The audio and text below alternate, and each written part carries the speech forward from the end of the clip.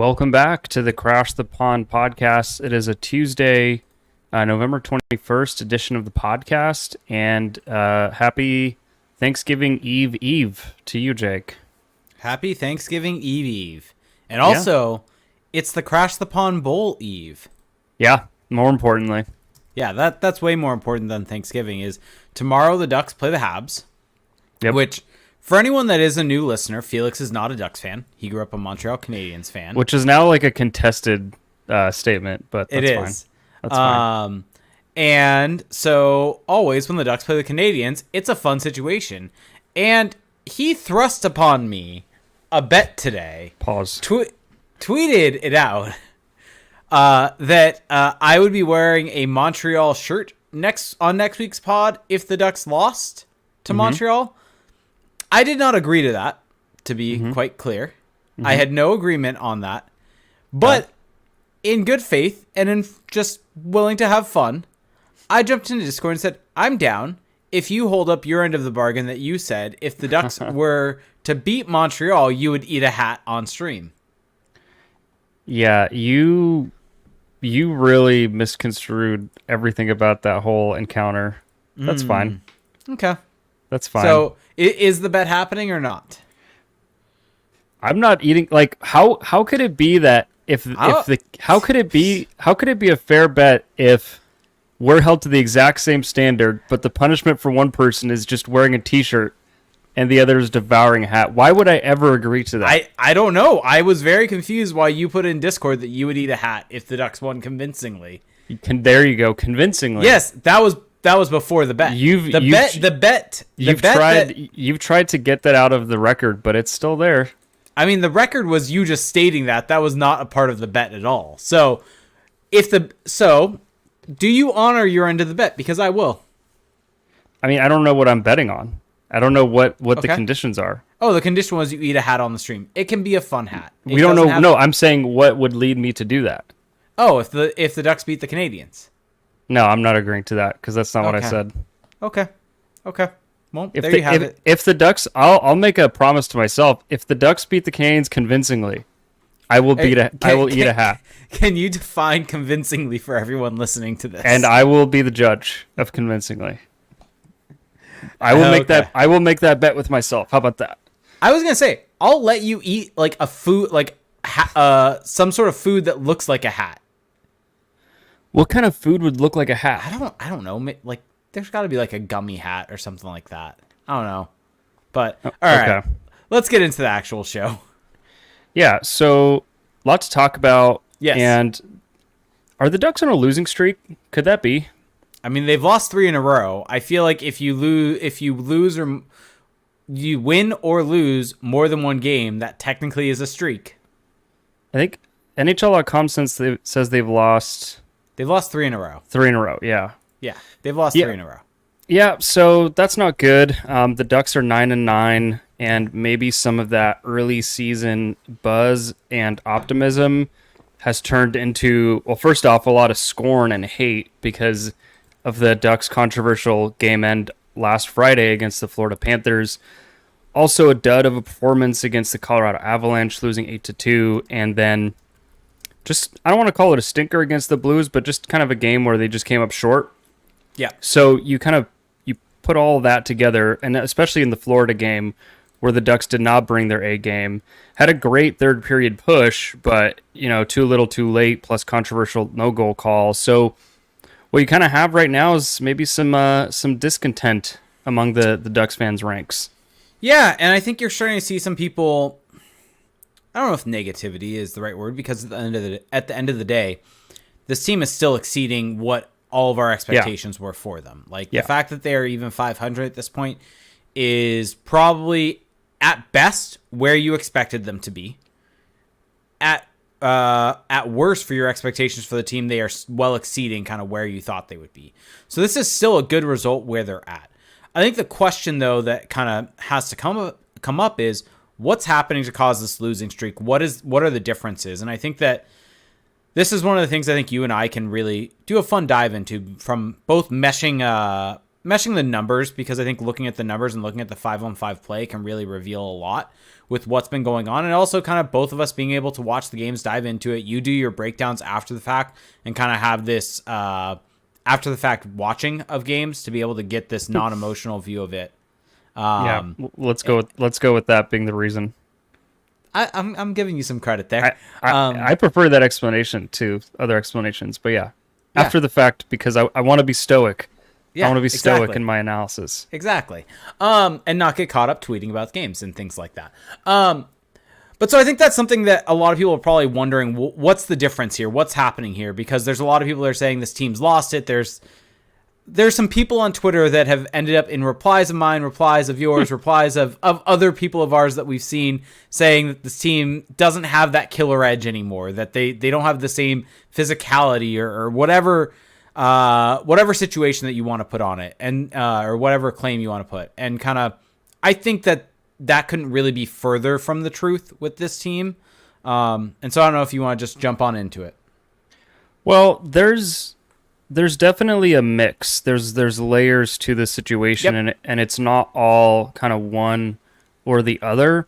Yep. So the first thing I would say is that it all depends kind of what game you're looking at. So like, for example, the game against the Avalanche, where the Ducks are coming off a, emotional win. That was the last time we did a podcast, and the vibes maybe were at their peak at that moment. Mm-hmm. And, short rest, back-to-back, altitude, and, oh, by the way, you're playing, the recent Stanley Cup champions. Like, that's all going to conspire against you. And I don't want to call it like a schedule loss, but that game was set up for the Ducks to lose. And it was kind of on them to rise above that, and they didn't. And in the process of doing so, they gave up 8 goals. And, the 8 goals is one thing, but it's more so just kind of this litany of errors and turnovers and misreads. And that, to me, is kind of the theme with this Ducks team right now, is that on one end of the ice, defensively, they're not executing as well as they've had, with just kind of transition, defending the neutral zone, preventing clean exits coming out of the other team's zone on the forecheck. And then offensively, they're not making up for it. Like, they're not finding ways to make up for their mistakes. So does that mean that they're going to continue to be this team we've seen over the last 3 games? No, but that is just what I see as happening right now. Yeah, I think that's fair. I think the one kind of big takeaway I have from this team over these last couple of games is I just don't think they're generating enough offense. I think that they're not necessarily, when they do get some extended zone time, it is kept to the outside a lot of times. They're not really able to create cross-ice passes to create dangerous chances. And that kind of bears itself out when you look at some of the heat maps for these games. A lot of the chances are kind of coming from the outside. There's nothing really necessarily net front, nothing necessarily throughout the slot. And so I think from an offensive side of things, I think that's something that really sticks out to me from these couple of games. I think a large part of it is they're really missing Trevor Zegras, and I don't know if that's something you can really necessarily fix without him being in the lineup until he's just healthy.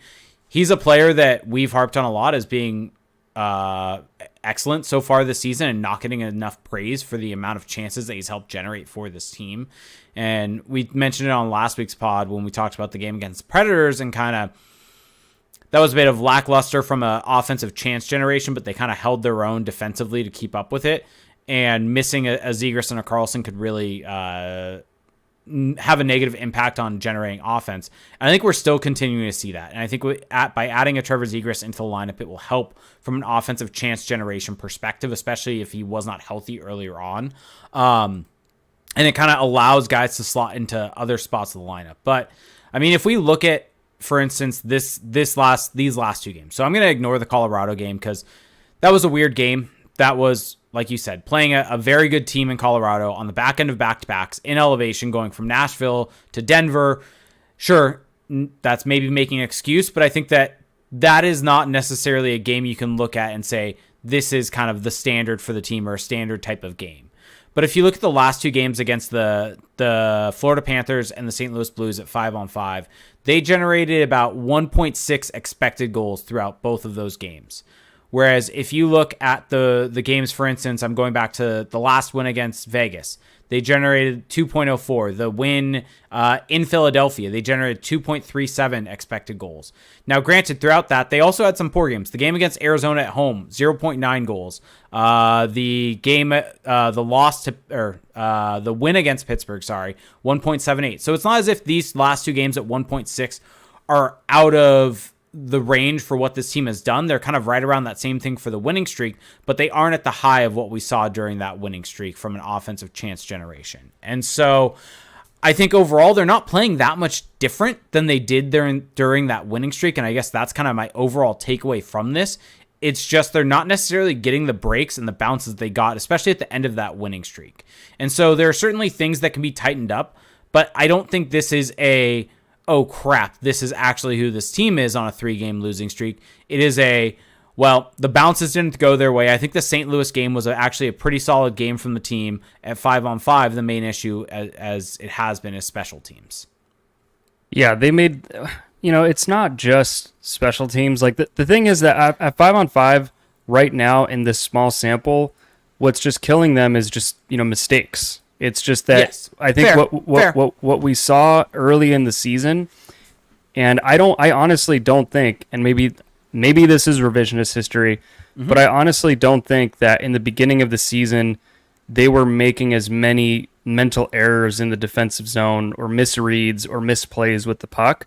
I mean, look at the goal that they gave up against St. Louis where Alex Killorn just puts it in the middle of the ice like that. That just can't happen. And that's one of your veteran players, a Stanley Cup, multiple time Stanley Cup champion. And, watching it a couple times over, like there was no great explanation for why he did that outside of just not being careful enough. And like, those are the kind of things that are correctable, that are not necessarily indicative of what will happen next. But right now, that is what's happening. And that's why they're finding themselves trailing or chasing games that maybe they shouldn't be trailing or chasing quite as much. Yeah, I think that's fair. I do think though that was maybe an outlier. I don't necessarily know if we've seen a turnover that poor from this team, and I guess maybe there's been some pretty bad ones. It's just they haven't all resulted in goals. Like I think back to Troy Terry's drop pass against Colorado. Well, fair. It's not in the D zone. It's in the O zone. Yeah, so you have time to recover. But it's like that was the Trevor Zegras. That was basically almost the same thing as the Trevor Zegras snafu against I forget the team now because it's been so long. But Columbus. Troy Terry just drops it off to no one. And then I mean in this game, yes, it's on special teams, but Cam Fowler just kind of trying to go rogue and misreading where he should be. He actually does this a lot, even at 5-on-5, where if he sees a one-on-one board battle, he'll just leave his man and try to go get the puck because he sees it as, oh, maybe it's a bad puck, and I can turn it into a 2-on-1 and get our possession back for our team. It's almost like he's like, itching to just kind of be let free of this structure, and maybe that's something everyone else is doing, but I've been noticing that from Fowler, and it's just those types of errors that in a season are going to cost you. And I mean, for any goal against to happen, mistakes do need to like a mistake needs to happen somewhere for you. Like that's just it's the nature of the sport, but there are avoidable mistakes as well. For sure. But how much of this though, I specifically talking about the Killorn, this I guess where I'm getting at. How much of it is it's just a bad turnover that led to a goal against, so it's sticking out in our heads. But in totality, there are mistakes that are being made, but in totality, they're still playing a fine enough game, and those mistakes will be cleaned up. And we think they will. Like we don't know. Sure, we can assume that they will, but I don't think there's been a turnover as bad as the Alex Killorn turnover throughout the season. I think that might be one of the worst turnovers in a poor situation that we've seen so far. And so that kind of sticks out right in your head for the chances that they've given up. But overall, I don't think they played a bad game. I think that if they were to play that same exact type of game against the Blues, I think that they end up winning that game maybe half of the time, would you say? I don't know if you would agree. Well, the problem with that game, and this is kind of a larger problem for the team right now, which you were pointing out with the stats, is that they're just not getting a lot of offense. Like because of all the time spent defending in some of these games, they're not able to generate clean looks. And then on top of that, you're missing personnel. So you're missing Trevor Zegras, Yep. And then there's games where Leo Carlsson isn't playing. And man, when one of those two isn't playing, it hurts. But when both of those aren't playing, like that really hurts because when Leo Carlsson is in this lineup, it's just a different team. It's just a completely different team. Like he's already that good to where he can carry a line. Yeah. Yeah, I think that. Yeah, it's definitely disappointing when they're not in the lineup. You obviously understand where they're coming from when Carlson's not in there, but yeah, I mean, I'm not saying this to say, I'm not, like, oh, load management, boo, or whatever. But the fact of the matter is that they're playing kind of this. They're in a tough situation because they don't have the same lineup game to game.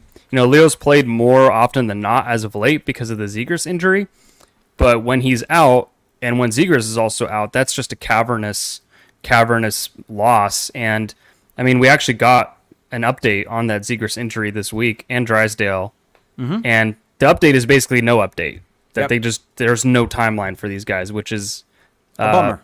Which is concerning. I mean, quite honestly, it's concerning that the two guys who missed a bunch of time in training camp are now both hurt, and there's no timeline on their recovery. Like it's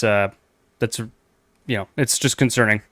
Yep, it definitely is. But on a more positive note, in terms of this past week, John Gibson has been excellent, and I think he really deserves his flower for how well he has played over the stretch. He has given the Ducks a chance to basically be in every single one of these games, and I mean the Colorado game he was not playing. I think that Lucas Dostal played a fine enough game, did not exceed kind of expectation. I think anytime you give up 8 goals, right, you're not going to be happy with the game that you played. You can look at those goals and maybe say some of them are not on him, but regardless, giving up that many goals based upon the chances that were given up, you need him to be better in those situations. But John Gibson over these 2 games was absolutely excellent for the Ducks, both against the Panthers and against the Blues. Gave them chances to be in that game and to come back in that game every single stretch of the way. And I think we're seeing a bit of a resurgence from John Gibson over this last little bit. Ever since he came back from his injury, I think it's every single game he's played, he's been well above expected. And I'm trying to pull up the numbers right now to be able to get that for everyone out there. But it's really insane just how much of a turnaround he has had after the season he had last year. Yeah, I mean, I really hate just saying that Dostal wasn't good against Colorado because the team's on the back end of a back-to-back. They're playing against Colorado. They are not playing their best. He's still a rookie goalie. Agreed. Like, most of those goals, almost all of them weren't on him. It's just one of those things where you can look at the numbers and say, oh, well, he was -4 goals saved expected. And it's like, sometimes like you just got to watch it. And to me, I'm just not throwing him under the bus for that game, personally. I don't think I'm throwing him under the bus, but I think it's fair to say he was below what expectations like, sure, would be. 8 goals is a lot, but the team in front of him played poorly, but very poorly. We talked about John Gibson many different times last year with the same exact thing, though. But John Gibson's also a different caliber of goalie. Fair. Like it's a different salary, different resume. Fair. And I'm not different sample size. And I'm not holding it against Lucas Dostal. I think it's just calling it for what it is, I think is important, which is the fact that you can dissect each goal, but at the end of the day, you do need him to be better than that. I think that is a fair statement. If he's better in that game, to me, like they lose like 6-2. Sure. Instead of 8-2. Fair. Like it just wouldn't have made a difference. Fair. Like, But he wasn't winning them that game. And then for Gibson, looking at his game, part of it is the Ducks, I think, are prioritizing getting him some more rest, which is nice. I mean, he's still played a lot. Like over the last week, like he's played 4 of the 5 games I'm looking at. He played against San Jose, played against Nashville, did not play the back-to-back in Colorado, but played against Florida, played against St. Louis. So he's played in 4 of the last 5 games. Yeah, but so by not playing against Colorado, that got him 2 days of rest, between games. So that helps. I mean, he sure ain't the one playing the back end of the back-to-back. And that's good. Like, you wouldn't want him playing in those games. I think the biggest thing to me that's standing out with Gibson right now is just the fact that, this is a better environment for him. Yep. Like, undoubtedly, if you watch these games, the Ducks are just not really giving up cross-ice chances against. Like, it happens very seldomly. And there isn't a goalie in this world that is going to succeed on a steady diet of, cross-ice chances against. And this isn't to write off John Gibson's past, woes, because they were real. But I think right now you're just seeing what he can do behind a good system. And I don't necessarily know if it's going to continue to this degree, but he's honest. Like, I don't think he's being tasked to do too much right now. And when there is a situation where he needs to step up, he's got the ability to do that. And there's going to be games where that swings back the other way, where he doesn't make the save on a breakaway, on a shorthanded breakaway against or things like that. Like, there's going to be those games where those big time saves aren't there. But I think just right now his baseline is higher than it's been in a long time. Yeah, and I think a large part of that is you look at the way the Ducks has played, and we talked about this last week with Nashville.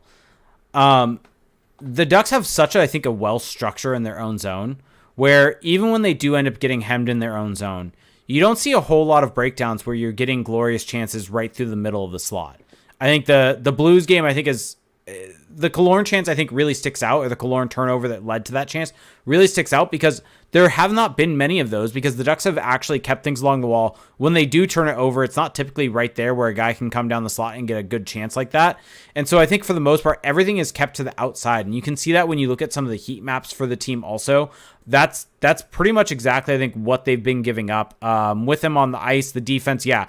The vast majority of the shots are coming from around the face-off dot area, basically the middle of the slot. They're getting below league average in terms of the chances that are coming against. And so I think that is something that's been really helpful. And also, just if you look at the Ducks play with him on the ice, they're averaging about 7% less than league average in terms of expected goals against per 60. So they're playing good in front of him, providing him good defense overall, and keeping the shots outside of the middle of the ice and more to the outside at more kind of medium to low danger areas. Yeah, I mean, to me, it's not just about the shot location, because that's obviously very important. You don't want to give chances on the inside. But the thing is, the Ducks aren't allowing that puck to come across the slot. Yes, true. And that's the biggest thing, and that's what these heat maps, unfortunately, don't account for as of yet. True. And with Gibson, maybe, there could be a scenario where those shots from the quote-unquote outside are coming off of cross-ice plays, and those are actually more difficult to stop than they would appear. He's not having to do that nearly as much as he's had to in the past. And then when things do break down, which is pretty rare when they're in zone, that Killorn play isn't. I don't really put it into that category, because that's on a breakout. Mm-hmm. But he's stepping up, and he's making difficult saves. They're not as difficult as they've been in the past, which is good, because that was an impossible standard to meet. I'm not going to sit here and say that I'm taking back every criticism I ever had of John Gibson, because I think when you put up as many years as he did of kind of suboptimal play, I think that has to be held against you at some point when it's like 3-4 seasons in a row. But so far this season, he's showing that, maybe he won't continue this level of play, but he can probably just be average with this team in front of him. And I think on the flip side of that, not necessarily throw any cold water on this play from John Gibson, but we have seen him play really well through stretches under Dallas Eakins in different situations, and then go cold and kind of essentially play absolutely horrible, have some horrible games that really kind of go to the exact opposite end of the spectrum of the way that he's been playing in these games. But I think you were about to say this, but I don't think that the structure was there in front of him in the way that it is currently to support him when he is kind of back down to earth and maybe not playing at the top level of his game.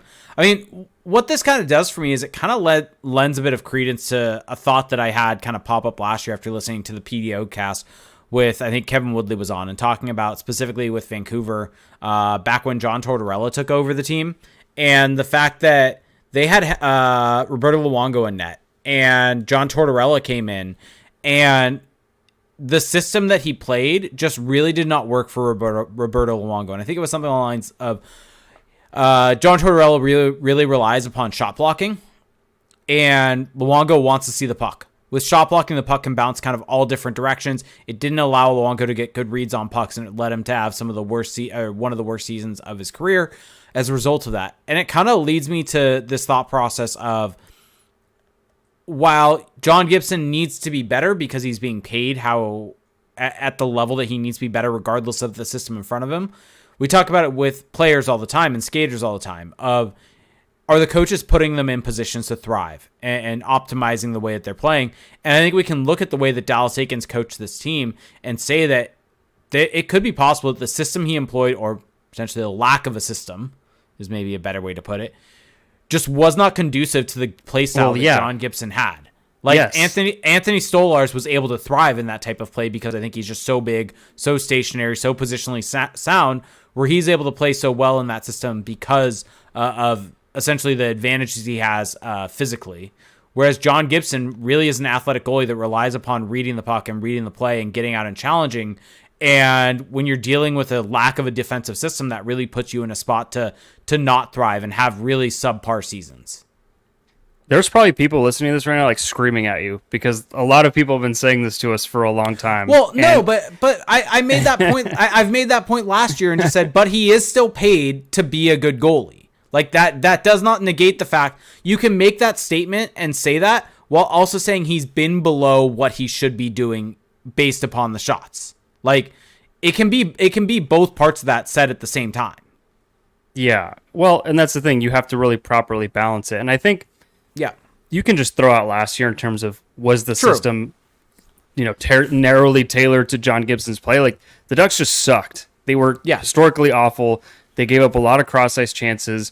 If you're an athletic goalie, I hate using the term athletic. They're all athletes. They're all aggressive. Athletic. Let's go aggressive. When you're an aggressive goalie who's coming out to challenge and there's a lot of cross-ice passes, it's just harder to cover that ground. And when you're like an Anthony Stolarz type who's a little more conservative, a little more in the blue paint, it's easier to make up that ground. And maybe that's on John Gibson and the Ducks goalie coaching staff for not having made that adjustment to his approach. Yeah. Who knows? But right now, the key difference, the fundamental difference to me, and I wish we had stats on this, but it's that John Gibson isn't having to go post to post as often, from face-off dot to face-off dot. And that's just something that, again, little to no goalies are going to succeed against over time. And right now, Gibson is having to really, he's having to make some difficult saves. I'm not saying it's an easy ride for him, but I think that the difference with this quote-unquote streak is that it doesn't really feel like a streak. When John Gibson was having these hot streaks over the last couple of years, it felt against all odds that he is really willing these teams to victory that have no business being in these games. He's like he was stealing games. He's overcoming the system, and that's just, you can't sustain that. No one can sustain that.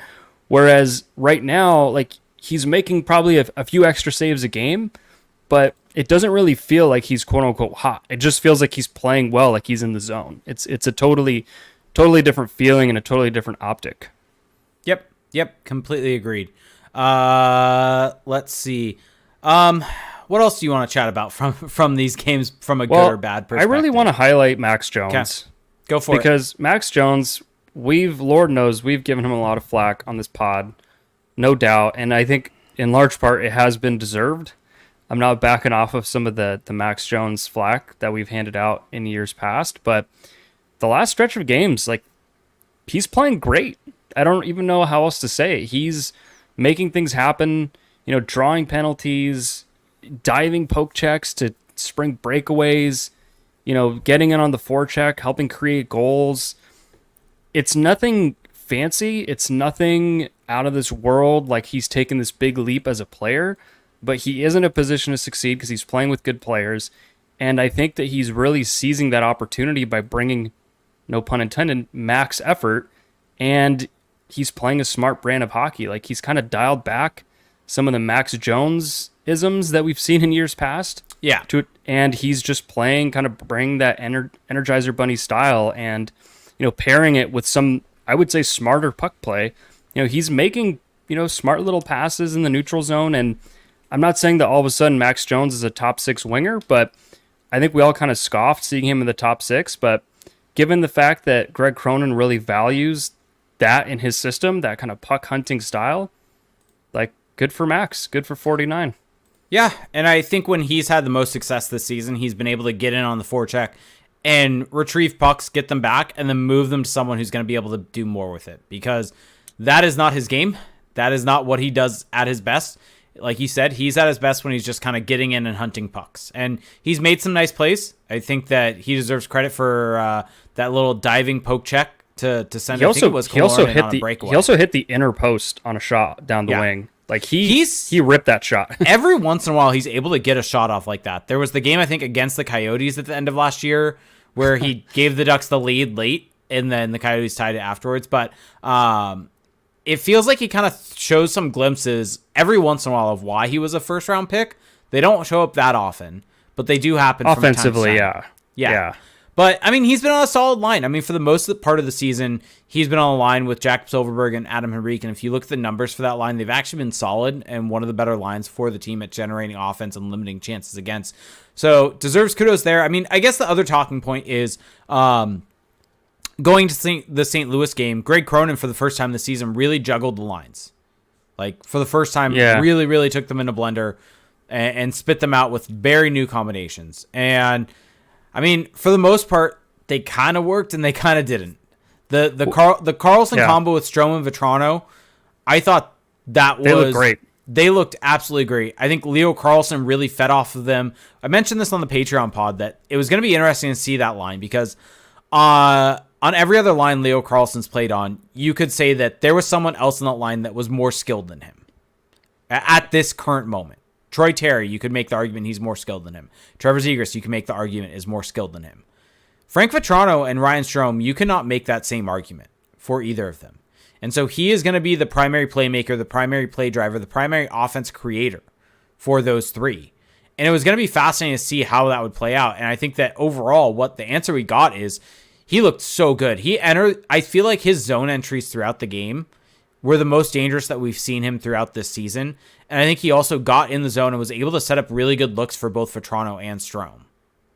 Well, I will say this. I agree with you that these are the quote-unquote least skilled players, just in terms of like raw offensive ability. But Ryan Strome and Frank Vetrano are great fits for playing with Leo Karlsson because Ryan Strome supports the puck very, very well. He gets it on a stick and off a stick in a hurry. Frank Vetrano is a bit of a buzzsaw along the walls, loves to shoot the puck, and it's kind of why I harped on Terry being on that line because these two guys, 77 and 16, they just allow Leo Karlsson to kind of be that play driver. And and when they do have to create, they can. They're not going to be the ones you're depending upon, but they're just going to kind of make the simple, stupid play. And I don't mean actually stupid, but it's just a turn of phrase. They're going to make the simple play. They have the ability to finish off some plays. And I mean, we saw it in this game. There were some glorious opportunities for that line. And man, just the fact that, Leo Karlsson is looking this good this early in his NHL career. He had one rush up the ice where he dangled through like almost three guys. And, some in open space, some in small areas. Like it actually feels like he's getting better as the season's going along. Yeah. And it's so much fun to watch. The other lines, though, I didn't think that we saw necessarily a whole lot from them. I mean, what'd you make of kind of the changes overall? Well, I think the big noteworthy one was Troy Terry being put on a line with Adam Henrique and Jakob Silverberg. And I will say this. I thought this from what I saw, this was one of Troy Terry's better games that I've seen him play as of late. I felt that there were a couple of opportunities, a couple of great scoring chances he created by circling the zone from behind the net and getting the puck into the slot. And it just felt like that playing alongside those two, who are kind of like the quote-unquote Stromes and Vetranos to his Karlsson, who are going to defer more when they have the puck, who are just looking to support the puck. When he had it on his stick, he was just looking to create, when he had to make the simple play, he did, but he was a lot more patient and measured with the puck.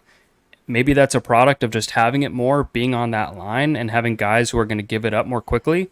But I thought that this kind of balance that he struck in this game is what I've been wanting to see from him. Because the other end of that spectrum to me is the Colorado game, where he's trying to do too much. Yeah, the Colorado game was bad. He's trying to play hero hockey. Maybe it's because he's playing in his hometown and, he wants to impress. I'm sure he's got a lot of family and friends there. Like, I'm sure there's reasons for it. Troy Terry's a smart hockey player, so I'm sure he's aware of how he's playing, but that was a really bad game from him, trying to do it all, trying to do too much. And I thought that in that game at home, maybe the lights are just less bright. He was just playing a smart, measured game. Now, of course, ideally, you would rather see that come alongside line mates who, are just better offensive threats, more finisher types. But if that's what it takes to maximize Troy Terry at this stage, like who cares? Like you need Troy Terry to be that driver, and I thought that in this game he was kind of getting back to that identity a little bit. Yep. And then the other two lines were Vetrano, McTavish, Killorn, Grew, Carrick, Leeson. I mean, I actually will push back a little bit. I don't think I think that obviously the Colorado game was the worst game for Troy Terry this season. I think he gave the puck a bunch. I don't think that his line, I think he had some good looks and some good shifts. Overall, the amount of chances that line generated are lower than it should be for a line with Troy Terry on it. It was granted they didn't allow a whole lot against, but it was just very low event. And one of the chances he generated was on Killorn was on the ice. So true.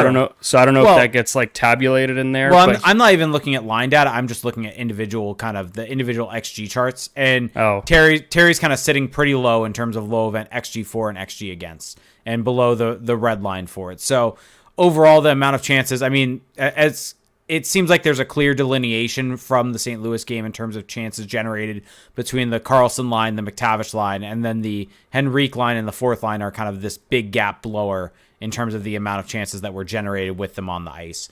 And so the only thing that I don't love there is the fact that you have Troy Terry kind of being put into this situation where he's not going to necessarily be generating as much offense due to the alignments that he had. I thought he generated more offense in this game than he has, like more dangerous offense than he has in recent games. Fair. So. I think the Colorado game was awful. I think I would have rather seen him with McTavish, I guess, is the end of the song. Yeah. And in an ideal world, he's playing, like I said, I mean, that's what I just said. He's in an ideal world, he's playing with better players, but I thought this was a good game from him, and I would rather not see him on this line moving forward, but if you're going to get these types of games from him, then that's going to build him back up so that by the time he's ready to go play on one of these other lines, he's going to be a better version of himself. And what do you make, though, of Derek, our good friend Derek Lee, go follow him, put out the lines from practice today, and it looks like Greg Cronin's gone back to Killorn, Karlsson, Terry, Vetrano, McTavish, Strome, Jones, Henrique, Silverberg,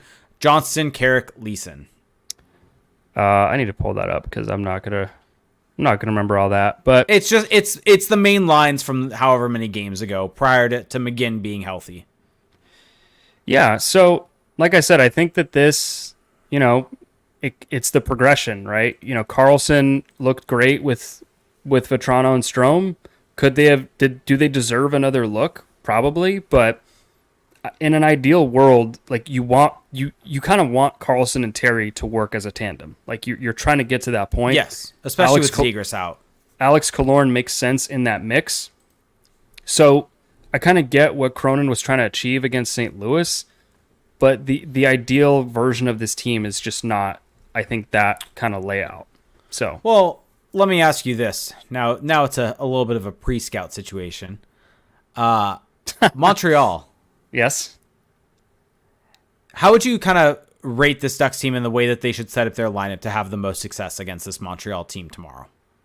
Because you know this Montreal team better than anyone listening or listening to the show or myself. I mean, I think that the Ducks are going to have, challenging matchups against the Habs. Like if you look at it line for line against the Canadiens, like the Canadiens have offense arguably on each of the top three lines. Sean Monahan's had a really good start to the season. Like he should probably not be on the third line. He should be higher in the lineup. So they're going to have their challenges. And I think that, setting up your lines in this way where you have maybe some more pop up top, you're able to maybe leverage those matchups a little bit better because, the Canadiens' fourth line, some of their depth, especially with how, they're injured on the back end right now. Like their third pairing is two AHL guys, Struble and Lindstrom. Maybe that's what they're setting it up for. But I think it's going to be a very fascinating matchup. The Canadiens have four lines who can all skate, who can all make plays. I don't know. It's going to be. I'm actually very excited for this game. Well, I guess my point in bringing that up is we kind of just talked about, right? Setting up the team in the way against the Blues and making those changes there. Do you think that changing this back to the way that it was previously is the best way to have success against the Montreal Canadiens?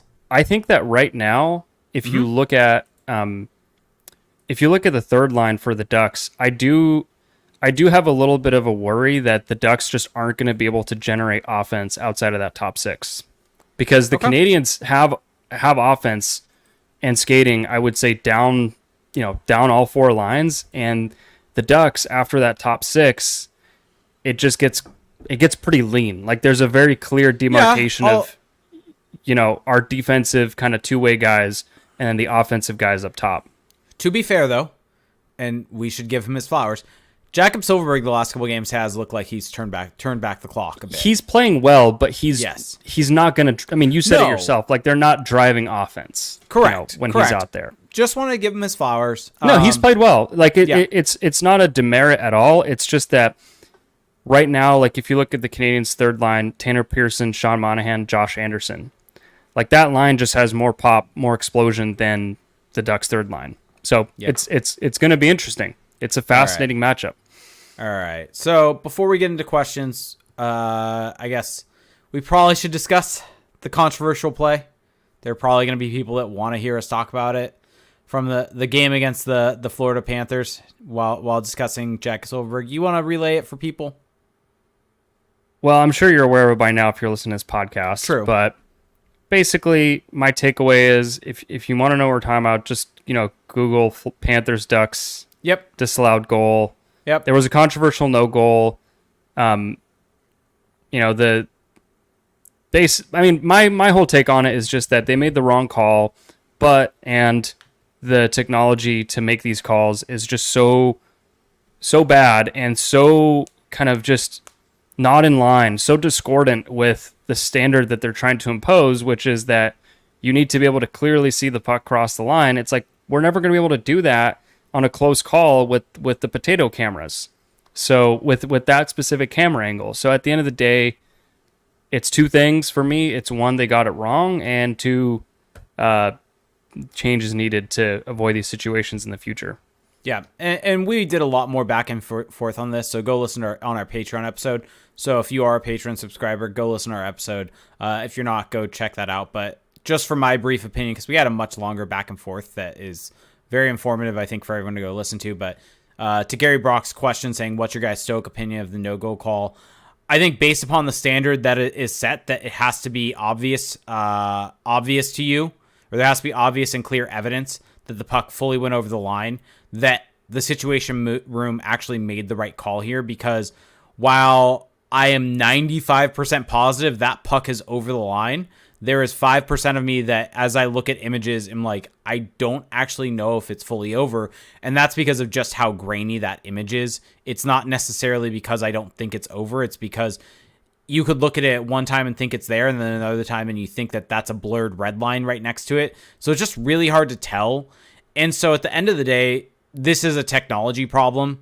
More so than anything else, it's not necessarily about the definition, but if you're going to have the definition that it has to be clear and obvious to overturn an on-ice call, then you have to you have to have better technology for it. And this is something going back 20 years. And so the fact that NHL has not come up with some sort of goal line technology or cameras in the net, it is what it sucks. They need to fix this, or else there's going to be more issues moving forward with this. Yeah, I mean, my kind of sidebar problem to all this is that in the enforcement of this, though, if you can look at it and at one point say, oh, looks like it's in, then that should be the end of the analysis. Like, if it at any point looks like it's in, then you're done. But because of this kind of way they've set it up where it has to be, whatever I don't even know what the language is of the standard anymore, but it's like the presumption is too hard against a goal being allowed, and I just don't think that it's not aligning with how these plays are shaking out. I don't think it's necessarily about goal being allowed. I think it's overturning the call on the ice. And so I think it's the same thing, same conclusion. Yeah, but if that was called a goal, then I think we would still have a goal. If the ref called that a goal on the ice, then that is staying a goal. And so it just came down to they didn't have conclusive evidence one way or the other. I am actually, and this is, I think, where you and I disagree, and that's fine.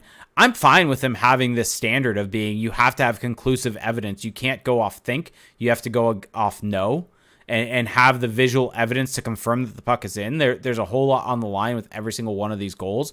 And so I don't have an issue with that being the standard. But if you have that as the standard, you have to have the technology there and better goal line technology, because this isn't the first time this happened. This happened in the playoffs last year. This happened 10 years ago. with the Ducks and Flames happened 20 years ago with the Flames and Lightning. This is not a new situation, and you have to have better technology in place to be able to have actual confirmation one way or the other and not have this whole situation of being, well, we think it's over, but there's no video confirmation, so we can't say, so it's inconclusive. This is a failure on the technology side of the NHL. So, not to change the topic, but Yep. the Ducks, the Gulls, who have lost 11 in a row, are down 5-1 40 minutes into this game tonight. So, We had a question about that from Vixler, and what do you great. make of that? I have not really watched any of the Gulls games. I haven't watched a second of the Gulls in like 2 weeks, so I can't say. Like, I honestly can't say. If I'm going to hold myself to a standard of actually watching everything with the Ducks, I'm not to have an opinion, then I'm not going to come in with a hot take on the Gulls, but seems bad. But I will just say that as long as the young key players are getting better, then that's the most important thing. The results in the AHL to me are kind of secondary, although of course you want it to be a good environment, a good kind of competitive environment, but as long as these young players are improving, then I think you're fine. But Yep. 11 in a row is a lot. Yep. Yeah, it's a lot. And it can't be a fun environment for the Olin Zellwegers. And there was some, I think Olin Zellweger was scratched, I think a week or two ago, but there's been some stuff that's come they're out doing that a load management thing with him. Yeah. Yep. They're doing the Carlson plan with him, basically. Yeah. I just wanted to make that clear for anyone that saw that and were wondering, oh, what are they doing? Are they mismanaging him? Now do Jacob Perreault. Yeah, that's a whole different situation. What are we managing there? Speaking of prospects, we should probably talk about this because you and I put some stuff out on Twitter yesterday that I guess I set the trend as a trendsetter. You did. I will give you that. I set the trend. You keep wanting to claim that you're trending or I'm a setting trendsetter. trends. But yesterday, you and I both tweeted out because over the weekend it came out that Patrik Laine was scratched by the Columbus Blue Jackets over the weekend. It's come out now that he is really unhappy about it and has made it clear. And it really seems like this could be hitting a very ugly situation between the two parties where he may be moved. I mean, it's unclear if that will happen. Yeah, we don't know. It may get to that point, and if that happens, then it could be at an all-time low from a value perspective. And I think you and I both pondered if that ended up happening. If these are all hypotheticals, no actual rumors, no actual knowledge. Patrik Laine is someone the Ducks should probably be going after. Puck Empire. Jake Rudolph says Patrik Laine to the Ducks. Hat tip. Crash the pond. It seems like that's what happened yesterday with what people were telling us. Different people in different areas were saying with the Ducks having a rumored connection to Patrik Laine. But yeah. I mean, in reality, the reason why it would make a whole ton of sense is Patrik Laine has 2 more years left at $8.7 million. He is a guy that is a lethal goal scorer, lethal shooter, something that this Ducks lineup could definitely add more of to go with the playmaking that they have. Who is the lethal shooter that they have? Troy Terry would be the only one that I would claim to potentially be in there, but he's not a stationary shooter. He is an off the rush shooter, but he does have an extremely good shot off the rush. Yeah. So, I mean, he's a guy that scored over 30 goals. You can add him in that category. But so I think adding a guy like Patrik Laine brings a different element and a whole different level to them. And I think also if this stays on this path, he could probably be had for relatively cheap because of the value being low. And not only that, but at $8.7 million, unless the Blue Jackets are getting something of or not value back, some sort of cap hit back or bad money back, it's going to be highly unlikely that they're going to be able to recoup assets because the asset they're going to get in return from moving a Patrik Laine is primarily going to be cap space. So if the Ducks are able to take him and take on the full cap hit, it's not going to take as much as I think a lot of people would think it would cost to get a Patrik Laine in that situation. And the other good news is because you're doing it and you're able to get him at a relatively low cost, if for whatever reason these attitude issues, because I've had some people in my reply saying we don't want the Ducks to get him, he's not the type of player, not the type of personality you want on the team, all that type of stuff. If things do go awry, it's only 2 years left on that deal. The Ducks have the cap space over the next 2 years, and him coming off the books aligns when they have to give guys new contracts. There's only one player over that time that is going to need a new deal, and that is Mason McTavish. And over that time period, you're going to have both Adam Henrique and Jakob Silfverberg come off the books. Frank Vetrano's contracts coming off the books. Like, there's money that is going to become available and free. And so I don't think it's a cap casualty or an issue from a cap perspective. And so it just, I guess it comes down to what you're able to get him for and what the cost would be at the end of it all. Because if you do end up having to give up a lot of assets, not exactly worth it. If it can be had for cheap, maybe it could be. But as M brings up in our YouTube chat, cap space for a team that is the bottom of the league may not be as valuable, which is fair. Yeah. My thing with Laine is Yeah. the general facts would suggest that this is a good buy low, but I think you have to dig deeper to really take that swing, because it is a 2-year commitment. Yep. If you are going to take him on. And if you look at his kind of track record, he's really struggled to stay healthy like the last few years. 55 games last year, 56 games the year before that. Going back to going back pre-pandemic, he did not miss very much games at all, but in recent history, he's had a trouble staying on the ice. And I don't know the exact nature of his injuries. The other kind of red flag is that last season, Patrik Laine had a great season. Underlying numbers were great.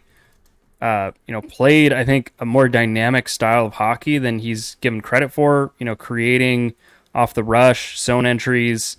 I think that's not generally what people associate with Patrik Laine. They associate him with kind of standing still at the left face-off circle and blasting one-timers, which he can still do, but just a more dynamic player last year, and even maybe some of that in years past. But the underlying numbers, the on-ice impacts were good last year, and that kind of doesn't line up with what we've seen from him in the past, where he's been a defensive liability, but has been able to drive goal scoring for his own team.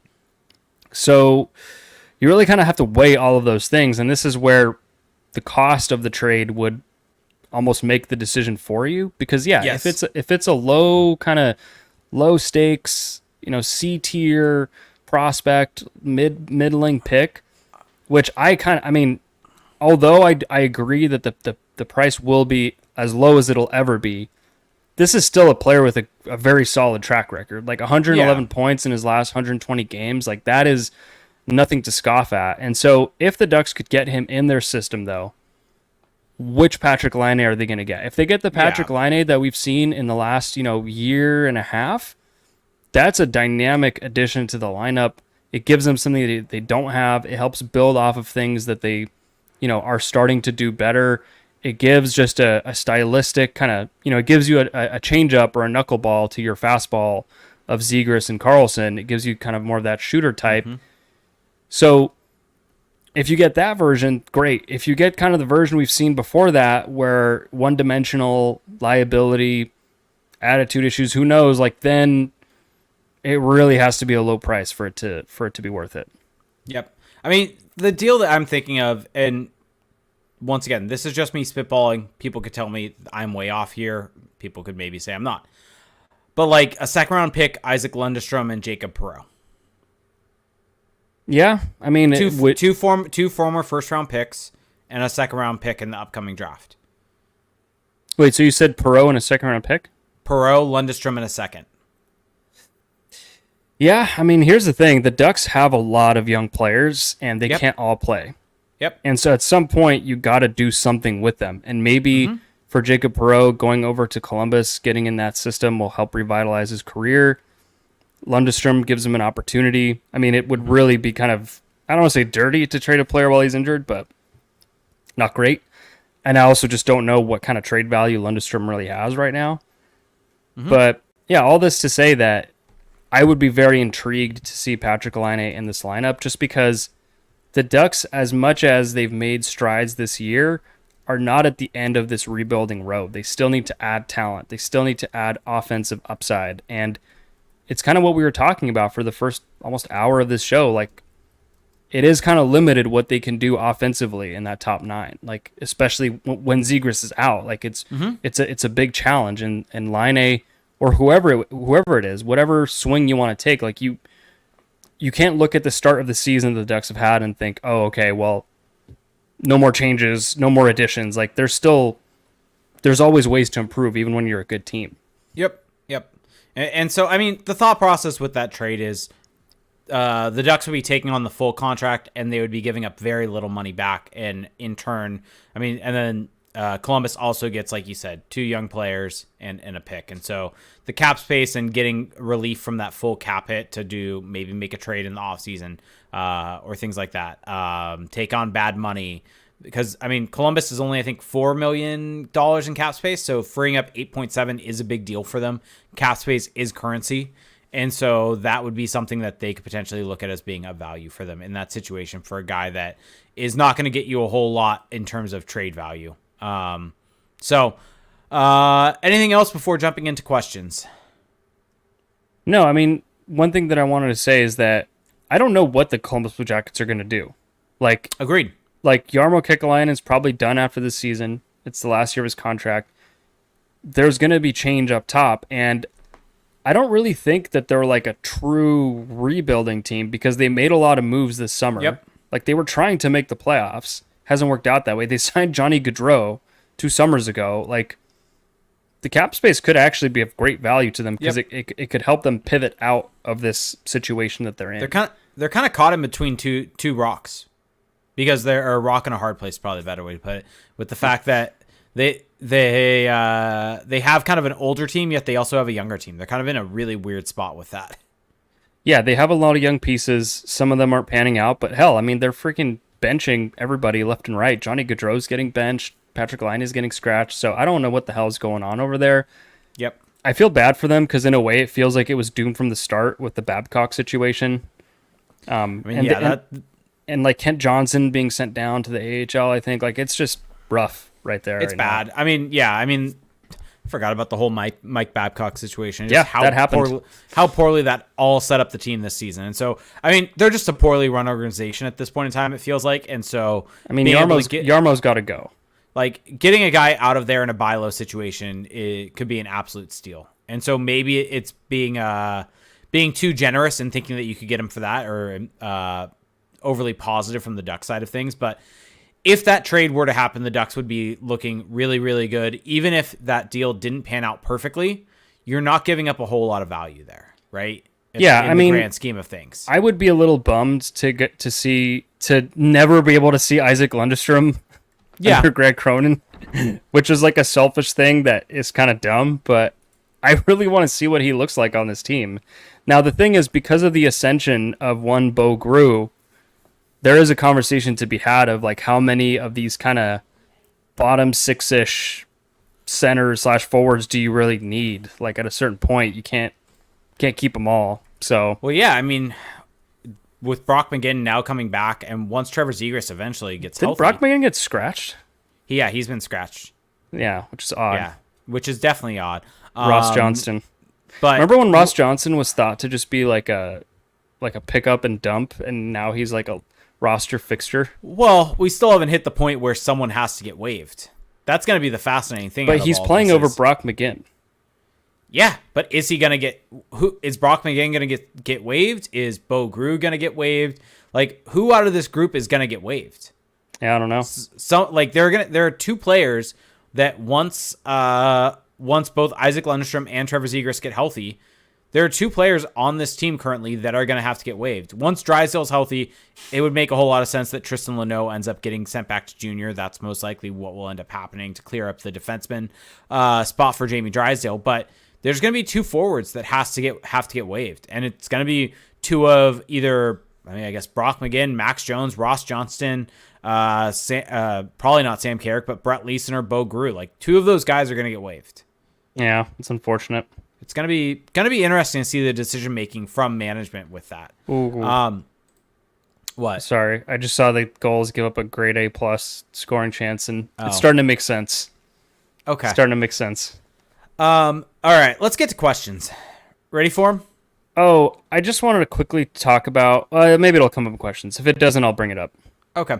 All right, here we go. We're going to start with questions from our Patreon Discord. Go to patreon.com/crashpond, where you can get access to the Discord channel at $2 a month. If you want to help support us even more, there's a $7.50 and a $15 channel where you get access to bonus episodes and Felix's videos. Yeah, which he has posted first one is up. now. Yep.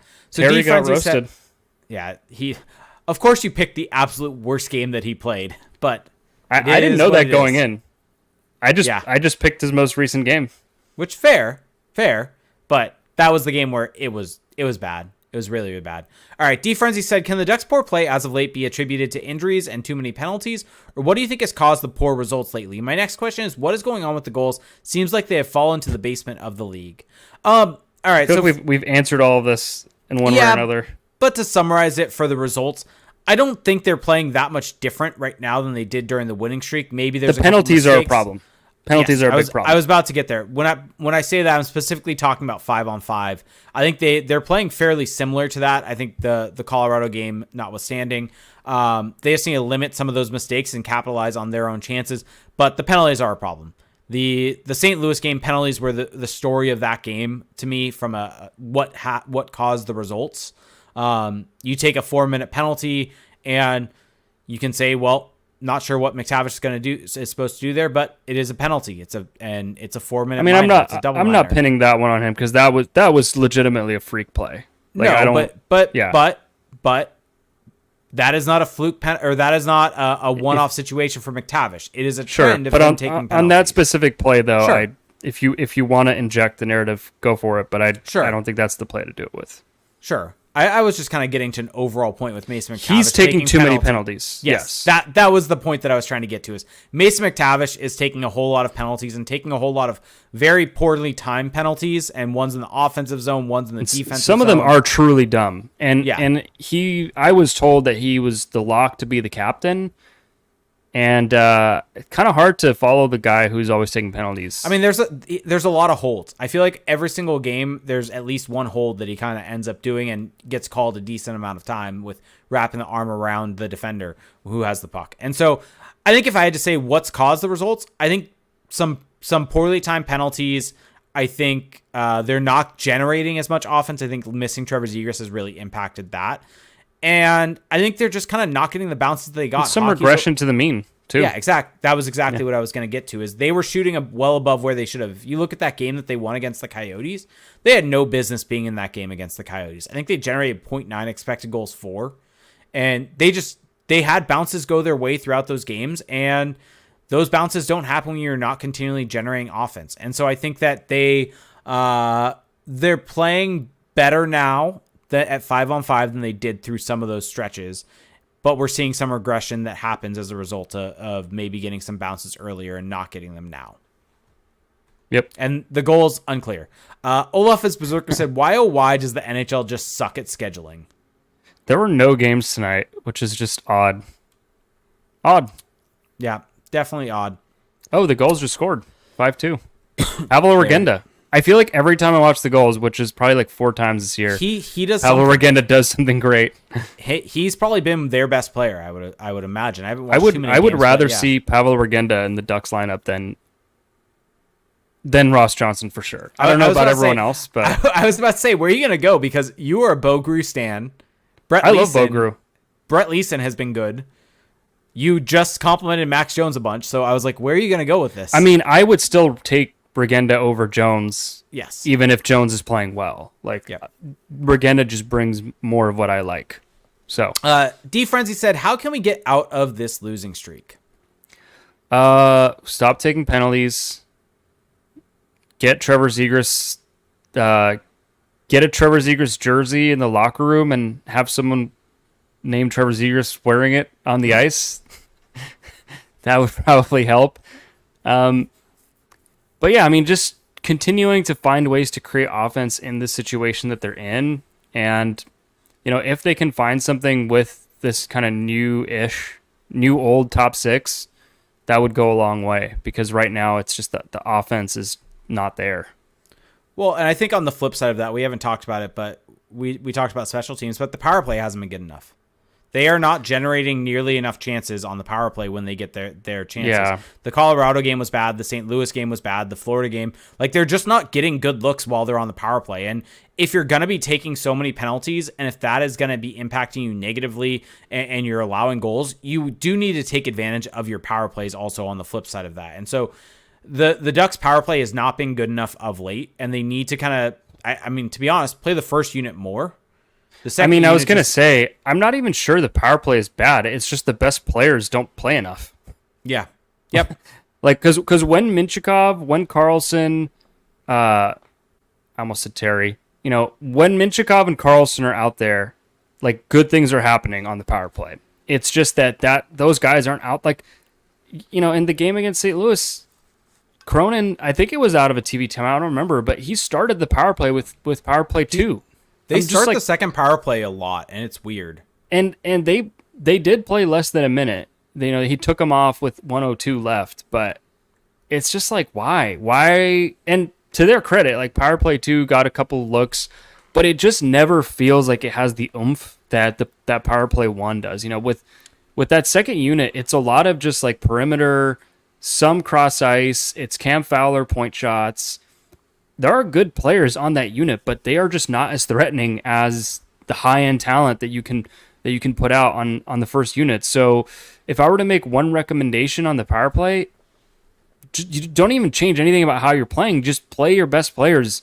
Like, I would say at least, like, I want to say all 2 minutes, but at least a minute 15, minute 20, like, get it up to that ratio. Ideally 90 seconds. What would you say to this from Vixler? And I think you and I are on the same page here. But they bring up the second power play converts more, but power play 1 looks good but rarely scores. I mean, that's fair. They haven't converted to the degree that you'd like, but give them more cracks at it. Like, if the process is there, increase the amount of times that process occurs. I mean, they brought it up. Like, power play 1 looks good. Like, it looks really, really good. And so if you give them more time, the goals are going to go in. Like, that is just typically how it ends up working, is if your power play is generating chances, you're going to get goals. There are structural kind of problems even with power play 1. Like, it's not perfect.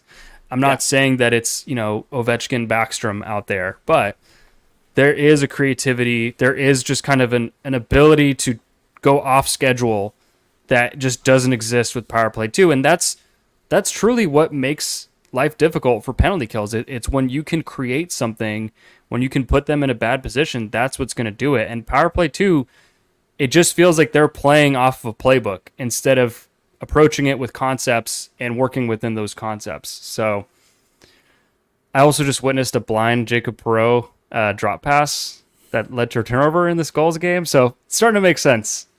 Yep. It's starting to make sense. Second place, Louis said, what hat is Felix going to eat when the Ducks dominate the Habs tomorrow? I would honestly be shocked if... I shouldn't say shocked. I would be heavily surprised if the Ducks did that to the Canadians, because although they're missing at this point like 3 to 4 regular defensemen, there's still a lot of talent on that team, and the Ducks have not been playing that great as of late. So I expect a close game. Ducks by 3. That is Weaver not said, happening. Thoughts on a Z? Okay. All right. That isn't. That's basically what I've said. Ducks are winning by 3. Thoughts on a Zegras, Carlson, Leeson line? I love Brett Leeson and how he's played this season, but that feels a little rich. I think it'd be interesting. I think he could kind of. It'd be interesting. It would be interesting to see him in that situation, right? Where you can he can find some soft space, get into the zone when those two guys end up dumping it in, even though the vast majority of the time both Zegras and Carlson carry the puck in. They don't dump it in very often. And so I think it would be really interesting to see a guy like that who's able to make center lane drives, try to find some soft space in the slot, and just essentially be there for both Zegras and Carlson to create for Leeson. Yep. Yeah. So I mean, it could work. Yep. Let's see. Duck Juggernaut saying, are the extreme struggles in San Diego preventing players down there from getting a chance in Anaheim? Also, is Matt McIlvaine not, in fact, him? I mean, again, they just scored again. 2-goal game. Wow. 5-3, 6 minutes left. Nathan Gaucher. Wow. There you go.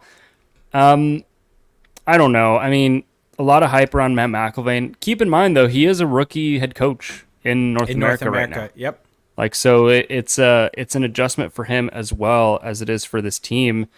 And also keep in mind that this goals team has a lot of they have a lot of rookies. They have a lot of pro rookies, and that is going to have an effect. So, again, I have not watched them. I don't want to sit here and make excuses, but you can kind of see why it could go wrong just because of all that lack of experience. But hey, they're only down 2 right now. Is this the night the streak gets snapped?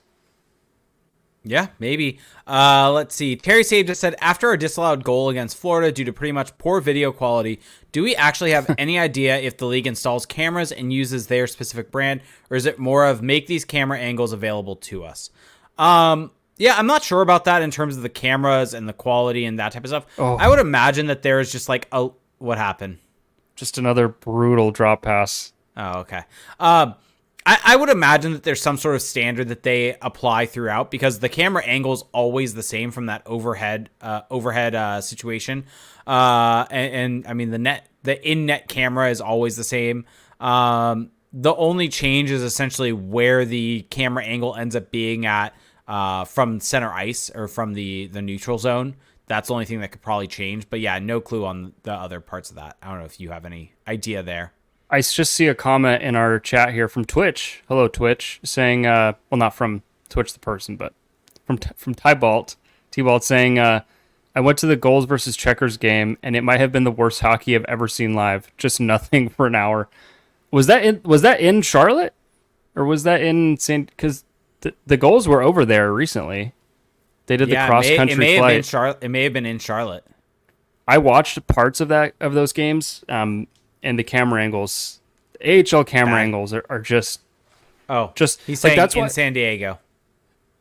Oh, okay. San Diego has a decent camera, I would say. It's a little low. Yeah, it's a little low and fast. I've come to the conclusion that watching Coyotes games in Arizona is akin to watching like an AHL or preseason game. Yep. Because of the camera angle. I can't do it anymore. Yep. I'm boycotting it. Shake and Wing said 3 most underrated Duck players.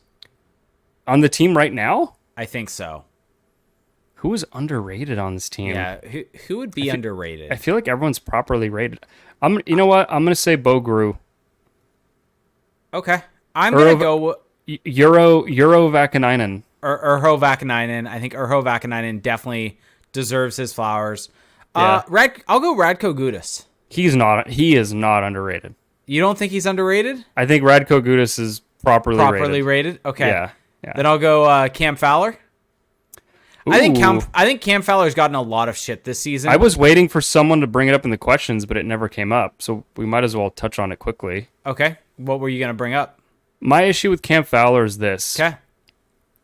I think he's been fine defensively. Yep. But he is just... There's 2 things. Because of this defensive style that they're playing, because of how often they're bottled up, he's just not able to turn that defensive play into offense and clean transition. Part of that is also because of some of the injuries to this team. And then offensively, just some of the worst decision-making you'll see with the puck at the blue line. Like, there was a play against St. Louis where Troy Terry was wide-ass open, WAO, wow, on the left flank. Wide-ass open. And Cam Fowler had it at the point in the middle of the blue line, had a defender all up on him, all up on his grill, and didn't even look at Terry, just shot it into the shin pads of the defender. And it's like, it's stuff like that where as much of a Cam Fowler fan as I am, because I do enjoy watching him play, it's just stuff like that really grinds my gears. Like I audibly gasp when I see things like that. So that is exactly why I think he's underrated so far this year, is because I think you're spot on offensively. But he hasn't. I don't think he's been good this season. Like he's been meh. Yes, but my point is people think he's the worst player on the team if you look at some of the public perception of him. So that is where I would say you're correct. I would say he's fine, and I think saying he's fine is actually in comparison to where perception of him is at is actually shows that I wouldn't call him underrated. fine personally. I'd think he's just kind of meh. Oh, you said fine defensively. That was what you said. Defensively, but he's a negative offensively. Like it's. I think he's a plus defensively, and I think he's a negative offensively, leading him to be a net neutral. I think it's outweighed. To me, it's outweighed by the offense. Someone was saying in our chat, Vixler saying Ilya Lyubushkin, and Ilya Lyubushkin is making plays. There were at least 2 or 3 times against St. Louis where he was he was making like moves with the puck and like faking forecheckers, head fakes. I was like, who is this guy? Who are you? Here is the issue with Ilya Labushkin. Or I definitely butchered it. You're just never gonna say it right. It's okay. I'm never going to. I'm trying. I keep trying. Ilya Labushkin. Nope, definitely didn't do it right there. 40 in the 5 games that have been tracked by Corey Schneider. He is the worst player on the team from a defenseman perspective in terms of failed exit percentage. He has a failed exit percentage of 46%. I mean, is that a fair stat to like wield against a player when it's 5 games? No, but it's like, what also if those were 5 worst games?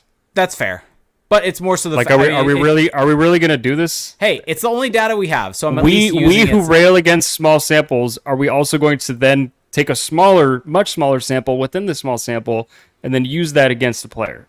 Unfair. I'm just gonna say I'm shutting that down. One of the issues that he's had this year. I'm throwing the yellow flag. Whoa. Vixler said, "Here comes Jake to hate our best fave Russian defender." Are we forgetting Pavel Minchikov is on this team? Who would be the other Russian defender? Yeah, it's just those two, Pavel and Ilya. Yeah, my point is how can we say that Ilya is the favorite Russian defender, best fave Russian defender, when Minchikov is on this team? I think what you're doing right now is the reaction that was sought. So just wow. I think Labushkin doesn't get enough credit from folks like you. So I'll say he's the most underrated. I think he's been fine. You're willing to throw 5 games and say this guy sucks at him. That is malpractice. When did I say he sucks? That's what you're trying to communicate. I was just bringing it up. Sure. Sure. No one believes you, by the way. Pavel Minchikov deserves his flowers. By the way, but he's getting like coronated. Yes, I'm not talking about underrated. I'm just saying this dude is a number 1 defenseman. I don't care that he's not playing penalty kill right now. He is a number 1 defenseman in this league with the impact he has offensively and defensively. His role certainly does help to a degree. Like they are kind of feeding other guys to the wolves a little bit. I'm not saying he's getting sheltered, but it is a little bit of a different approach with him. But he's making the absolute most of it. So, yep. MJK said. Meanwhile, Jackson Lacombe is just in purgatory. It's malpractice at this point that he's playing on the right side. He needs to be switched back to the left. Was the Ducks' 9-6 start a flash in the pan, or is the current 3-game losing streak closer?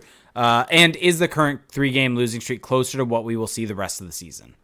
I mean, some of those like scoring margins and goal totals were quote unquote flashes in the pan because we talked about it, like high shooting percentage, high finishing rate, that wasn't going to sustain. But the Ducks played great hockey in the beginning of the season. Right now, there are factors contributing to that process not turning into wins, but they're not like a different team today than they were, 10 games ago. Yeah, and it's not like we're seeing major systematic breakdowns with this team that make you worry about what the long-term success is. I mean, there are some breakdowns. No, but but what I'm talking about is like last season, some massive systematic breakdowns with if that's the bar, then yes. Yeah. Yes. But so I don't think that they were necessarily a 9-6 team, but I think you could definitely see them being a 500 team. So a low 80 to mid 80 point team is where they could end up at. So I think that. So I don't think this 3-game losing streak is closer to what they are. I think the 9-6 might be a bit closer to what they were or what they are. I mean, they also just need to get healthy. Yeah, I mean that's the other part is it's hard to really say what they are when they're not healthy. You're missing a franchise player in Trevor Zegras, and I don't want to contribute to the memeing on Jamie Drysdale. I'll just say you're missing an important piece in Jamie Drysdale.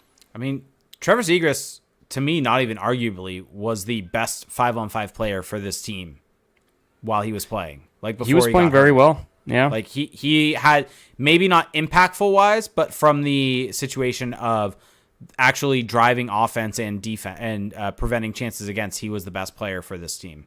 Yep. All right. Olaf said, was the hot start a bad thing for this team? Are they now dealing with inflated expectations? I think from the fans, maybe fans are expecting wins, but they set a standard for themselves with that start that they showed that they can meet on a lot of nights. And I think that we should rightfully, you know, keep that in mind. Also keep in mind that yes, this is a rebuilding team. Yes, or I should say rebuilding, but yes, this is still a team that's working its way out of a rebuild. This roster is not a finished product. So all those things are in there, but I will continue to hold them to the standard that they showed that they can meet, because they've showed they can play solid hockey. Like, I would never hold teams of years past to this kind of standard, because they never showed they could come anywhere close to it. Yeah, and I think you're pretty much spot on there, and I think that it's important to kind of do that as we're seeing. I mean, 5-4. Oh my god, 17 seconds left. We're seeing how this team can play, right? We've seen glimpses of it. I mean, the Dallas game is one that instantly comes to mind, right? They had stretches in that first period where they were just utterly dominant against the That feels like a Dallas long Stars. time ago now. Feels like such a long time ago, but that first period they were utterly dominant. And so maybe they're not that team overall, but we've seen what they can be. So I think holding them to these standards is important, because if you see what they can do when they are at their best against a very good team, that is what you want to see consistently from them. Like, you want to see this team at their best consistently. And achieving consistency is hard. You know, as a team, it's hard to get to the point where you're on your A minus B plus game most nights. Like, that's not all teams are capable of that. And I think with the Ducks, we are also in a situation where this is a team that is playing very cautiously defensively. That was clearly the point of emphasis going into the season, was let's button up our defensive zone. Yeah. And they are doing that. They are stymieing the other team's ability to go dot to dot. That has inflated, I shouldn't say not just that, but that has helped their goalie stats. John Gibson is playing better because of it.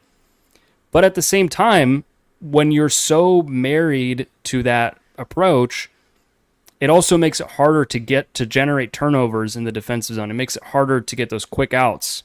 And so as the season goes along, and as they show that, yes, they can play that style and they can play it well consistently, I would like to see Cronin just, if the meter is at 10 right now, move it down to like 8. Let's see the guys just freestyle just a little bit more. Allow them to come off of their man to go and get a double team. Try to get those quick exits, because that's kind of what they're lacking right now when they're in that shell, is getting those counterattacks that, that sometimes you see these really kind of defensive shell type teams have, and the Ducks just don't have that right now. And again, part of it could just be personnel too. Yep.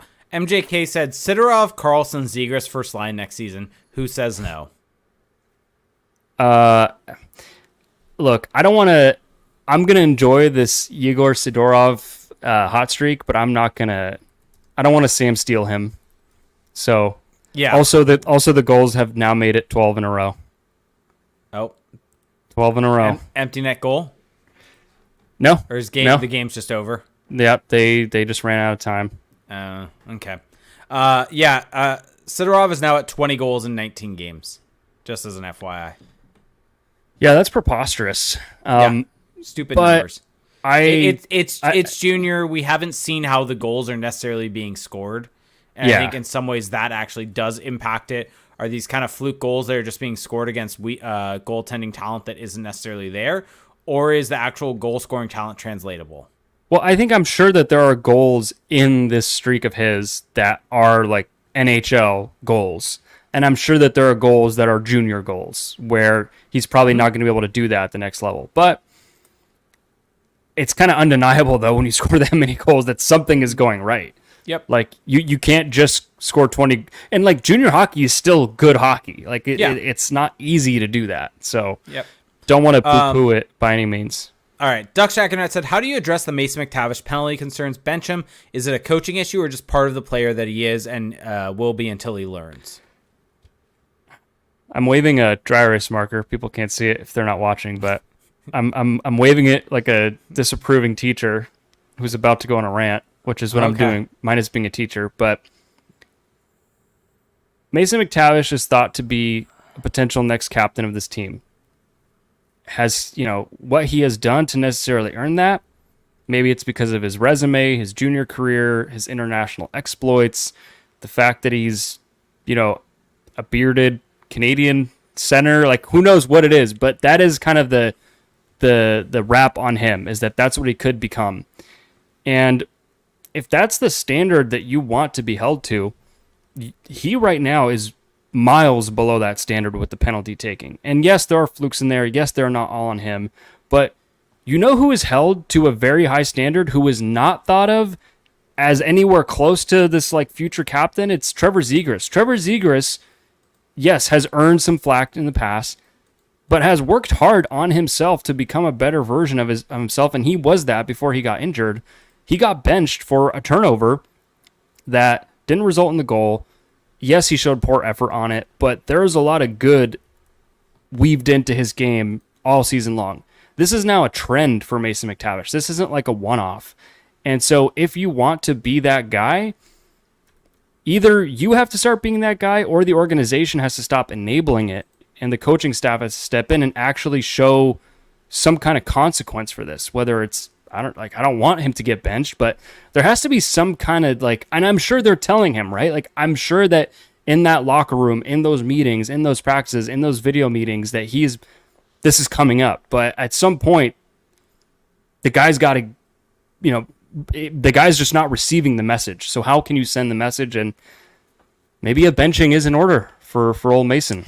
And for anyone just kind of wondering the impact, so the evolving hockey goals above replacement model actually does factor in penalties drawn and penalties taken in terms of added or negative value, and how that impacts kind of the overall replacement value and how much that equates to about a goal above replacement.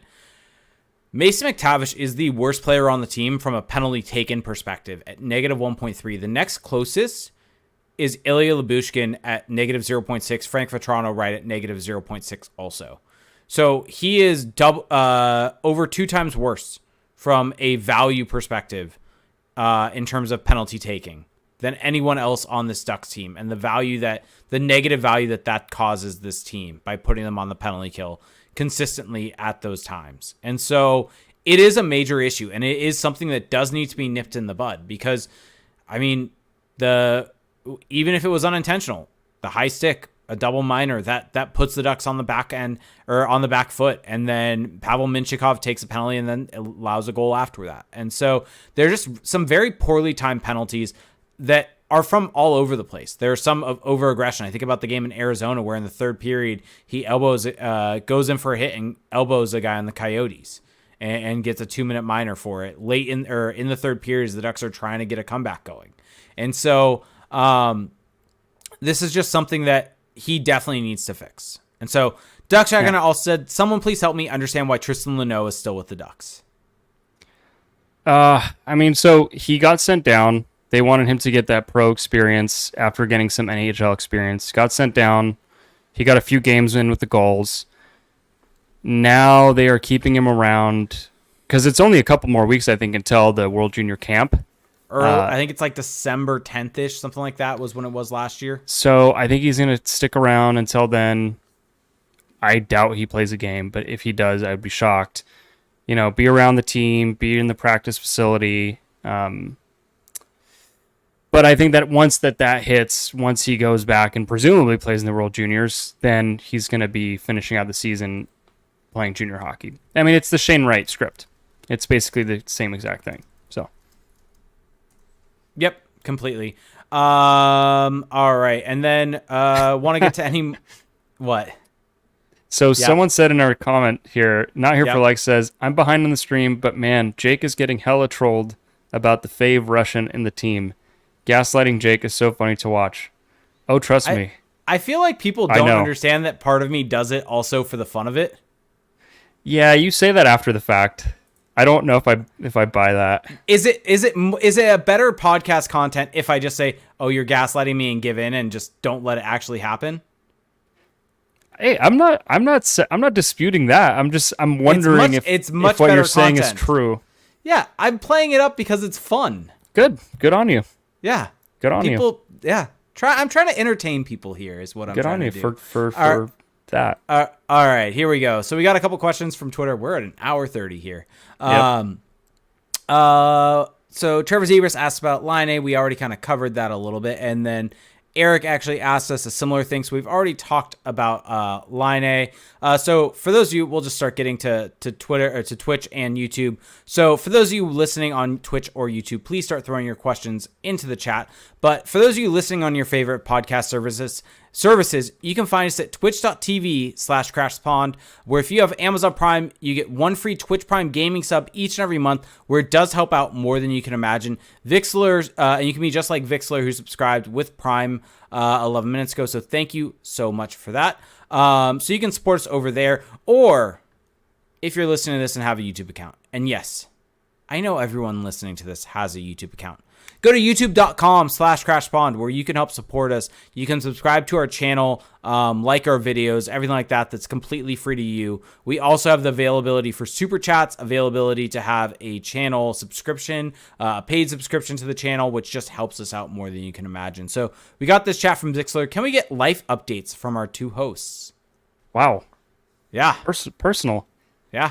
I'll go with the low-hanging fruit. Okay. My birthday's on Thursday. Yep. A little Thanksgiving birthday. So wish me happy birthday. It's my Carey Price year.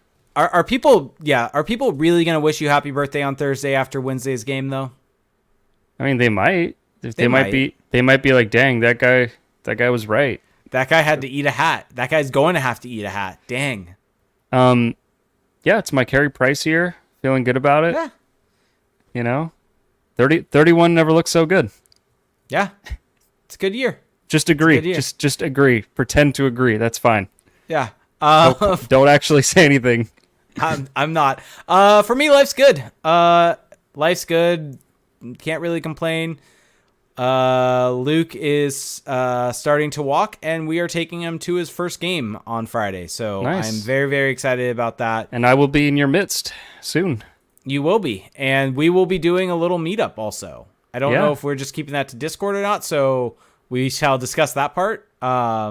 If they actually lose 5-2, you know what? Actually, I'll say this. Okay. I'll say this. So, full disclosure, okay, I will not be watching the Ducks-Kings game live on Friday because I will be at Sharks-Canadiens in San Jose. Okay. And maybe the Ducks or the Canadians getting their bad game out of their system on Wednesday so that I can see a win in person. There you go. I wouldn't hate that. I would eat my hat with glee if that were to be the case. Okay, there it is. Melissa S. said, who do you think the next captain will be? Leo Carlsson. Troy Terry. Planting my flag. Okay. Planting my flag. Leo Carlsson has all the makings of a very steady, calm, excellent captain. He is the franchise. He is the best player of any level, whether prospect, team. I think it's going to be Leo Carlsson. I'm going with him. I'll go Troy Terry. To me, if it was going to be Troy Terry, it would have happened this year. Probably. We'll see. But I could be wrong. I could be wrong about that. Yeah. Austin Price says, what defines a successful season for the Ducks? I mean, I'm going to still stick to my preseason expectation, which is just solid process and growth of the young players. Yeah, I think to put it to numbers perspective, I think the Ducks being at least in the race at the end of the season to have some meaningful games down the stretch. Well, like if the things that I am looking at happen, I think that they will be there. Correct. Yeah. So I agree with that completely. I just kind of want to put that spin on it, that having those competitive games down the stretch where the Ducks are in a race, maybe they make it, maybe they don't. It's kind of up in the air there. But as long as they're in that competitive race where the season's not over in March or February, like that is a successful season, in my opinion, for this team. Yep. Vixler said, Jake, updates on your kids' skating progress. Well, yeah, tell us. Tonight, prior to the podcast, when him and I were playing, he was hitting a ball with a little mini stick. So there's an update on his hockey progress. Yeah. And we're working on walking. Walking. Where are the skates? Maybe good old Uncle Felix can get him skates, and we can get him on the ice when you're here. Oh yeah. How about that? Yeah. Let me buy them with all that money I have. Yeah. Yep. Exactly. Just burden. That would actually be fun. Maybe we look to do that while you're here, though. Take him on the ice for the first time. see how that would work. That would be awesome. I Okay. would be happy if that happened. Let's see. Ball Let's is see. ball is now in your court. Let's see how he's walking around that time. Well, walking and skating are two different things. Yes and no. He needs to be able to balance and not be crawling still a bunch, where he would want to crawl on the ice and then start crying with his hands on the ice. So I mean, what you do is you hold them, in front of you. Yes, So you don't I actually know. let them go off and skate on their own. I understand. You can let go for like half a second and see how it goes. I understand. I'm also don't trying know. to protect my back. So it's about you. Yeah. It's about you. God damn. No, maybe we do that though. Sure. Let's figure that out. That would be fun. Maybe we take some videos and put them on Discord. All right. Literic Al, our good friend Bonnie said, Jake, did you see the Friendsgiving episode? So I did. It was entertaining. Are you talking Pavel about the Minchuk- Ducks video? Yes. Him just crapping on, I forget what it was. Pavel Minchikov was just crapping on Just everything. that Russian like deadpan was just great. Yeah, it was really, really good. So Yeah. All right. Oh, wait. We've got shit show questions. So we're at the end of the show. We get our shit show questions in. Let's see. We have two. Terry Sava said, let's do a fun game. You're both at a Ducks game. You've brought signs in and are 100% guaranteed to appear on the TV/Jumbotron. What words are on your sign if Jake's is shown before Felix's and vice versa? How do you spite one another via sporting event signs? I mean, basically? I'll just give the boring answer, which is like something about Crash the Pond and following us. Yeah. To be honest, I don't think either of us would go for that level of like spiting each other with a sign. I mean, I've had my snafu at Honda Center You have. that has gotten me in hot water with the team, so I don't need to repeat that. So, yeah, just Crash the Pond. Yeah. Duck Dragonet said, if you were going to say that someone lost convincingly in a hockey game, what would you consider that to be determined by score? Advanced stats, the old eye test? I reserve the right to determine that. I will base it on the facts. The facts will guide me. Isn't that what we all do? Okay. All right. We should get out of here.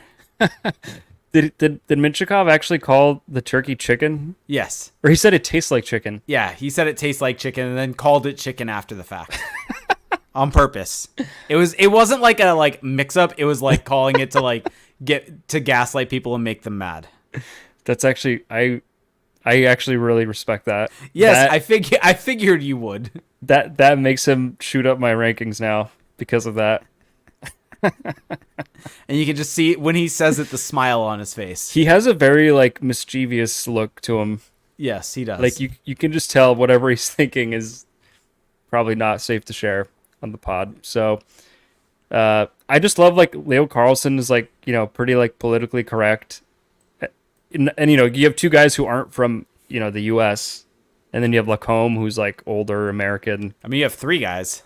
Stock answer, and then you have Minchikov. So yeah, it was funny content. Yep. Content. Good stuff putting out there. Did I say constant? I don't know. Words are escaping me. Yeah. On that note, though, thank you everyone for listening. This was a really fun show. If you want to help support us, number one way, check out our Patreon page. Just search patreon.com/crashthepond. For $2 a month, you get access to our Discord server. Super fun. You get to connect with other diehard Ducks fans. Always know what's going on with the team without having to go on Twitter, which these days is it's like clockwork. Every couple months, just something insane happens on Twitter. Find us on Blue Sky. Here we are again. And so if you want to get away from that, if you want to get off of that platform, honestly, our Discord, I should say, is probably the best replacement possible. And you help support us. So it really is going to a good place. And then you can upgrade your support. $7.50 a month. You get access to the Discord server, 2 bonus podcasts. We just recorded one on Saturday or Friday. I don't remember. I think it was Saturday. Yeah, and that was a mega pod. We looked at league-wide stuff. We also talked about the controversial no-goal call. So if you want our more nuanced thoughts on that, you can get that there. And then with the 2 bonus podcasts, you also get bonus player breakdown videos. So if you have seen the videos that we've put out at Crash the Pond YouTube channel, we are putting those now with the Patreon. So you can get those there too. There's one up right now about Troy Terry. And what I'm kind of realizing about doing these for Patreon is I can be a little more unfiltered in some of my commentary. So just putting that out there. Just let it fly. Just putting that out there. That's all at patreon.com/crashthepond. Another huge way you can support us is, especially with the holidays coming up, go to our website, crashthepond.com. We have a shop. Go to our shop page. And I don't know if you can see it on the screen, but I've got the Anaheim Vibes t-shirt. They're up on our banner here as well. And if you want to get that shirt, if you want to gift it to someone special in your life or get it for yourself, I would highly recommend it. It'll look great. You know, we're going to manifest the vibes to come back. They aren't there right now, 3-game losing streak, but give it a few games, give it a good winning streak, and the vibes will be back. They're really comfortable. I'm wearing one right now, and it helps support your favorite podcast. So how can you go wrong? There's other stuff there too. You're not limited to that specific shirt. Great sweatshirts. Yep. And other stuff to come. Like we're going to be adding to that shop. So don't consider this the end of the line. Yep. And then subscribe to us on Apple Podcasts. Leave us a review there. Follow us or subscribe to us on Spotify, YouTube. Follow us on the website, the one-letter website. Follow us there. And with all that being said, happy Thanksgiving, everyone. I should probably say that because by the time you're listening, it'll be Thanksgiving. I want to say that I'm thankful for all of you. Thankful for Jake. Thankful for everything and everyone that's involved with this. It's going to be a great holiday. Enjoy it. And with that, talk to you next week. Have a good one. Ditto and bye.